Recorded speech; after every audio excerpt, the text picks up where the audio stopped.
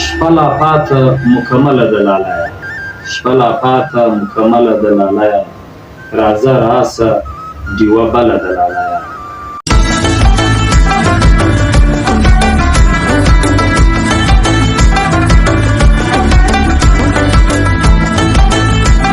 ستا د ښایست ګلونه ډېر دي، جولۍ مې تنګه زه به کم کم ټولومه. قدرمنو کتونکو، زموږ چینل دی وطن. په دې وطن کې زه د پښتانه د ټولنې چې کوم شاعران دي، لیکوالان دي، یا داسې خلک دي په هغو کې څه فن وي، دا ګرده په دغه چینل کې دا موږ هڅه کړې ده چې په دغه چینل کې دا شیان ګرد غونډ کړو. نو زه په ژوب کې یم، نن په ژوب ښار کې شاعر دی له ما سره رحمت الله زلمی. تر ګردو له مخه رحمت الله السلام علیکم. ستړي مه شئ. ډېره مننه عظیم خان صاحب، ستاسو مشورات خراب کړو. رحمت الله زموږ کتونکو ته خپله لنډه پېژندګلوي وکړه. زه خو خپله نوم رحمت الله دی او کوم چې په شاعري کې کوم نوم کاروم هغه چې دی زلمی نوم ورکړی دی. زه د ژوب اوسېدونکی یم او د شاعري کوم اثر چې دی هغه یو څلور کتابه دي چې لومړی کتاب له 1915 کاله مخکې چاپ شوی دی. ستاسو په وړاندې چې دی د سکرین راولي د تورو په سایو کې. دا چې دی شاعري ده، په دې کې نظمونه او غزلې دي مشترک، دا 15 کاله مخکې چاپ شوی دی. دوم کتاب چې دی هغه بیا یو بل دی، هغه ما راوړی نه دی، هغه د دوو زړونو سوغات دا دوم کتاب دی. او دریم کتاب چې دی هغه بیا د څراغونو غوښتي، دا بیا رباعیات دي، یعنی اربعو څلور څخه وتلی دی، په پښتو کې څلوریز ورته وایي. دا بیا له ما سره یو بل شاعر دی، هغه ګډ لیکلی دی بارکوان میاخېل، چې دا ټیم په اشنا ریډیو امریکا کې چې دی کار کوي، امریکا کې دا ما د ګډ چاپ کړی. او دریم کتاب چې دی هغه یوه لویشت مزل، دا بیا زما خپل ځاني کتاب دی، د داستانونو کتاب دی. په دې کې چې دی ما دا د داستانونو چې کوم دغه دي موضوعات دي، ځینې خلکو داستانونه منظوم کې، یعنی یو داستان یو کیسه اورېدلې بیا په شعري دغه کې بڼه کې راونغاړي. دا کې بیا دا کمال سوی دی چې دا کیسې جوړې کړي هم ما دي، ځاني خپلې کیسې بیا مو په منظوم شکل کې راوړل کړي دي. بس دغه زما یو څلور کتابه دي چې چاپ شوي دي، یو یا دوه کتابه مزید هم داسې لرم چې هغه تیار دي، ما چاپ ته یې سپارلي دي، یعنې څلور کتابه دا ټول تر اوسه پورې ما چاپ کړي. رحمت ته دا راته وایه ټولنه چې مطلب په ټولنه کې پښتانه ګرد وروره شي، کې وزمن بیا څوک وروره شاعران وي، لیکوالان وي، څوک د څه فن وروره خاوندان وي. ته شاعري ته څنګه راغلې؟ دا تفصیلات راته وایه.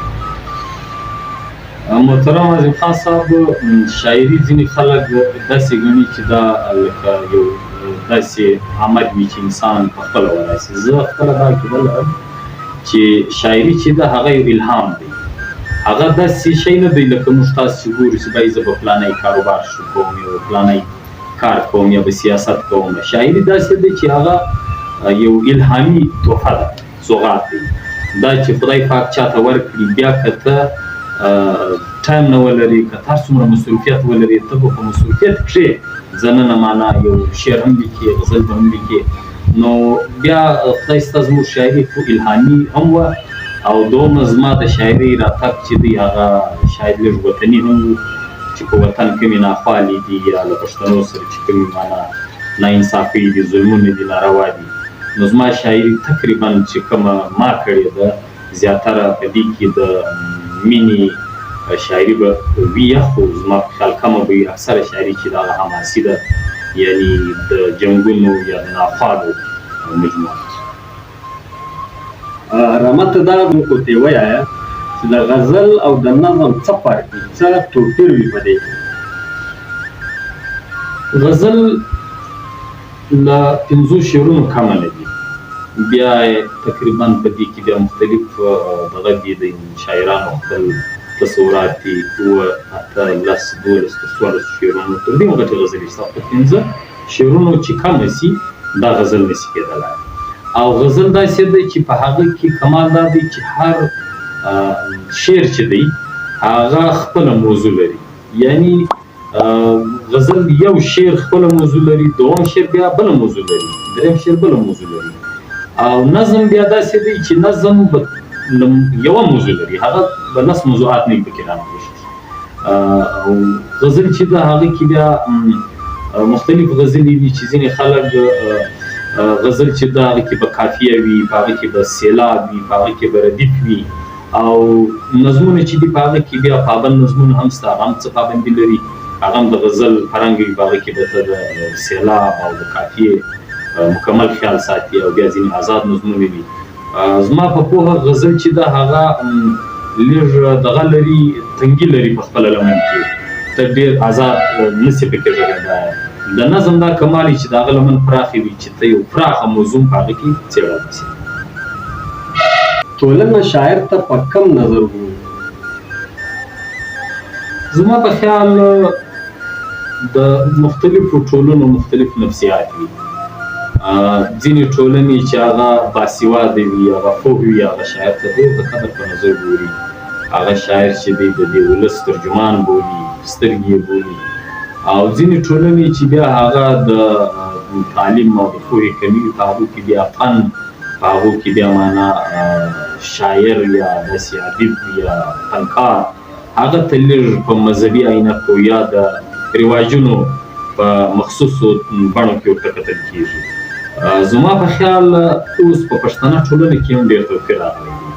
د پخوا پرتله اوس خلک پوه سوي دي، خلک هوښیار سوي دي، نن خلک شعر ته غوږ هم نیسي، نن خلک شاعر ته قدر هم ورکوي، او نن چې دی خلک د معیار شاعري هم خوښوي. زه یوه ګیله لرم له شاعرانو څخه، هم ځانه کې خپله شاعر یم، په دې کې یو څه قدر د شاعر هم قصور شته. دلته ځینې داسې شاعران هم شته له بده مرغه چې هغه شعرونه داسې شعرونه لیکي چې هغه له اخلاقو هم وتلي وي، په هغه کې چې دی معنا هغه شاعري نه وي چې هغه ته موږ هغه شاعري ویلی شو چې هغه روح ته سکون بخښي، چې په هغه کې یو څه د شعر هغه اصول مد نظر وي، یعنې په پام کې نیول سوي وي. ځینې اوسني شاعرانو او ځینې اوسني فنکارانو داسې د شعر لمن چې ده هغه لږ داغداره کړله، خو بهرحال هغه ډېر کم دي. ښه شاعران ډېر شته زموږ په ټولنه کې چې هغو مثبت بدلون راوړی دی، هغه دې قام ته قامي شعور وبخښلی دی، هغه چې دي په ټولنه کې ښه رول لوبوي. بهرحال زما په حساب نن پښتني ټولنه هم بدله ده او شاعر ته د قدر د زلمي تخلص تا څنګه ځان ته ورکوي؟ دا د څه لپاره؟ د هر شاعر خپل تخلص وي، او تخلص زما په پوهه که غلط نه وم ځینې تخلصونه درسره پر شاعر فټ هم شي. زما ځینې ملګري دي داسې تخلصونه یې پر ځان ایښي دي چې هغه کې معنا لږ خواري وي یا غم، معنا هغه د غم عکاسي وي. قدرتاً هغه شاعران بیا په دغه کې پریټیکلي ظلم کې هم هغه نمونه وي. ما پر ځان د زلمي تخلص ایښی دی. ما ته زما ملګري چې دا پر تا باندې فټ هم دي، خپل ژوند کې بیداره یې، ځوان یې، زلمی معنا ځوان وي. او ځوان معنا دا نه دی چې دی په عمر ځوان وي یا په بدن ځوان وي، د هغه حوصله چې وي ځوانه وي، هغه چې دی معنا یو اوچته اراده لري، یو خودي لري، هغه په کام باندې معنا سر ږدي، هغه د کام لپاره معنا د یو ښه سباوون پیلامه وي، زیر وي. نو ما خپل تخلص په دې زلمی ایښی دی چې معنا زلمی به د دې وطن د ځوانانو ترجمان وي.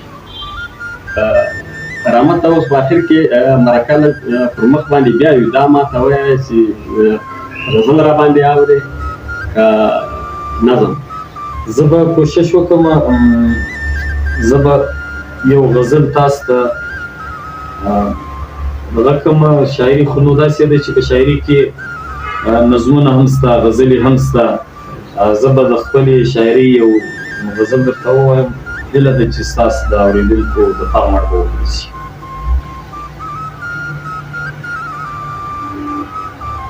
غزل ده: شپه لا پاته مکمله ده لالیه، شپه لا پاته مکمله ده لالیه، راځه راسه ډیوه بله ده لالیه.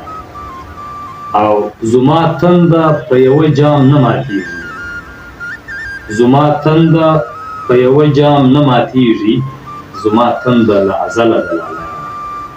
او یخه شپه ده تنهایي ده پر میز باندې، یخه شپه ده تنهایي ده پر میز باندې پروت ډک جام نیمۍ غزله د لالیه او ما هوډ کړی دی چې زه ورباندې ځمه ما هوډ کړی دی چې زه ورباندې ځمه دا لار تللې تر مختله د لالیه او زما عشق به د فرهاد انجام ته رسي زما عشق به د فرهاد انجام ته رسي د عشق لاره بې منزله د لالیه او د زلمي مینه تر مرګه نه بدلیږي د زلمي مینه تر مرګه نه بدلیږي که هر څو دنیا بدله د لالیه د زلمي مینه تر مرګه نه بدلیږي که هر څو دنیا بدله د لالیه دا و رحمت الله اوس له تاسو ټوله رخصتي ځینې اخلو نو ستا د ټولو په مخه ولرو